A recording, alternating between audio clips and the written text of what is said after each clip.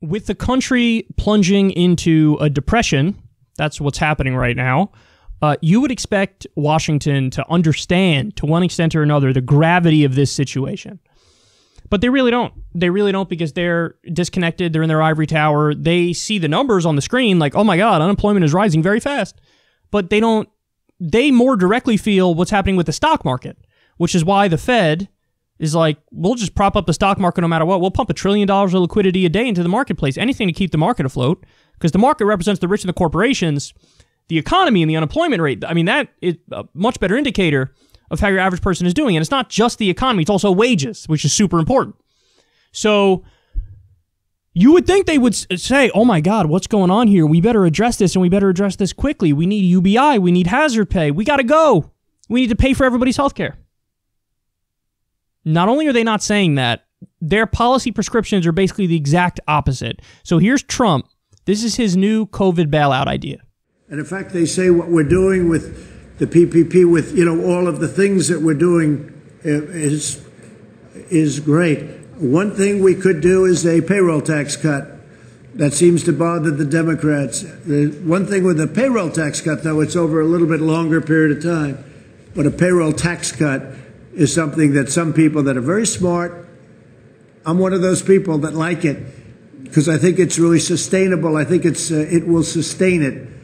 But that's one thing that a lot of people would like to see. Mr. President, you were with seven. Another thing they'd like to see is a capital gains tax cut, meaning no capital gains. Some Republicans are true, hardline Republicans around the table. Not all of them. Some people might say, Louis might say, forget it. But some people would say that a capital gains stoppage, cutting capital gains, getting rid of capital gains tax, they've said that for many years, would be a great thing. These ideas are insane. And they're more of a Trojan horse. This is just to help the rich and screw regular people. They want the payroll tax cut, the whole purpose of that is to gut entitlements. That's the whole point. And payroll tax cut. The problem is that people lost their jobs. We got at least 33 million people unemployed. And you're talking about a payroll tax cut. What about people that have no job talking about payroll tax cut? Are you kidding me? Are you kidding me? Capital gains tax cut, that's even more insane.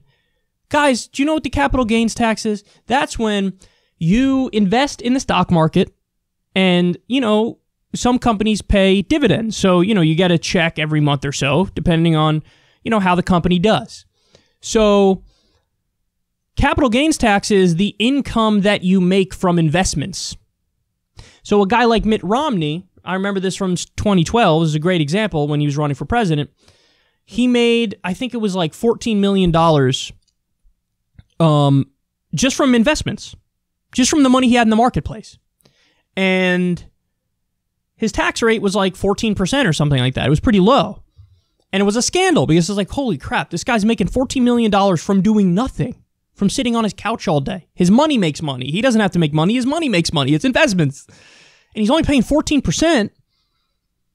Like, if you work for a living, if you're a construction guy and make 80 grand, or if you're a doctor and make 120 grand or whatever it might be, you're paying a higher tax rate than Mitt Romney, and he just made 14 million from sitting on his butt.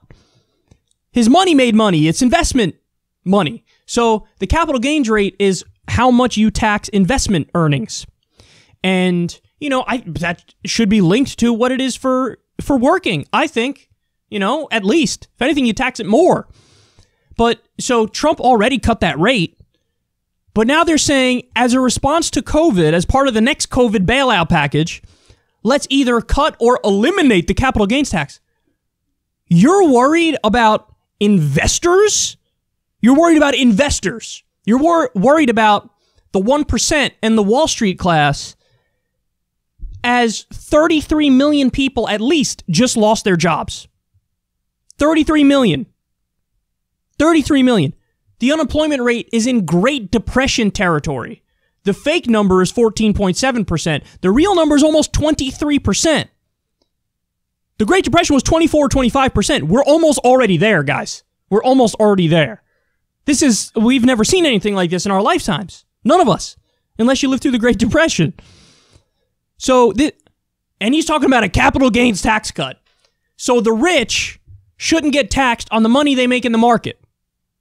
You're talking about investors as workers are obliterated in this country.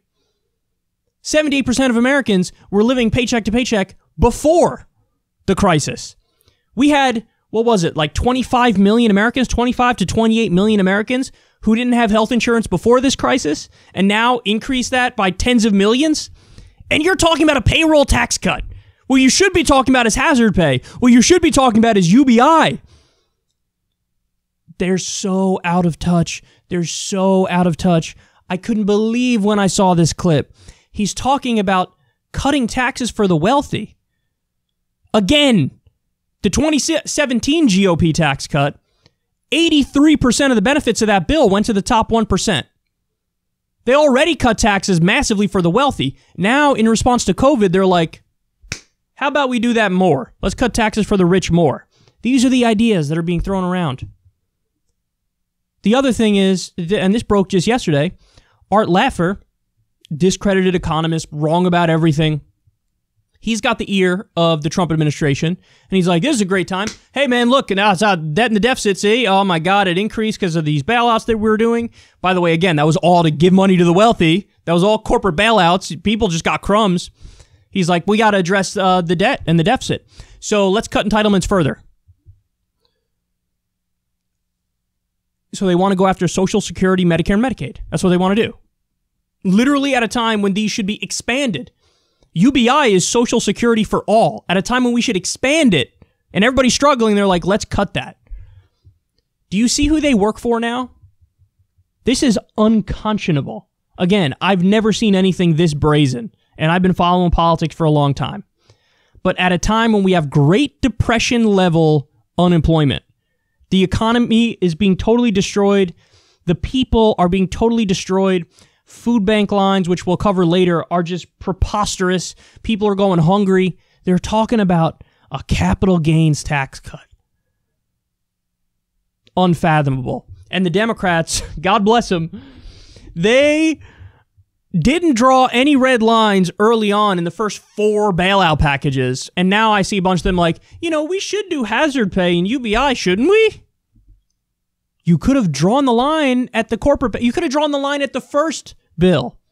But definitely by the 3rd or 4th, you could have said, no, we're not going to do a penny to corporations until people get bailed out first with universal basic income. You could have did that. You didn't do that. So now they gave away all of their leverage, all of it. And then they go virtue signal on Twitter like, we really should do hazard pay and UBI.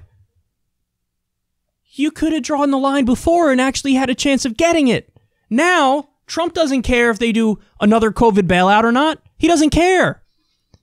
He's like, yeah, they said, Congress, talks with Congress broke down and we're not going to, restart them until June. Are you kidding? So he doesn't care if they do another bailout. And he's saying, hey, if we do, he wants to do a payroll tax cut and a capital gains tax cut. And the Democrats just now were like, I would maybe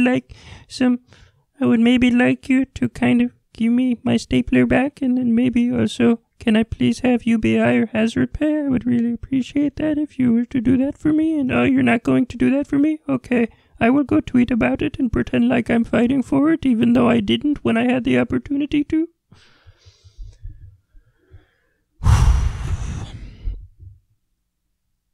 It's so amazing that, guys, we have so many distractions, but I'm actually looking at how everything's unfolding, and I'm like, I don't see how, when the pandemic is over, I don't see how people don't go out in the streets and we have like Occupy Wall Street, but on steroids.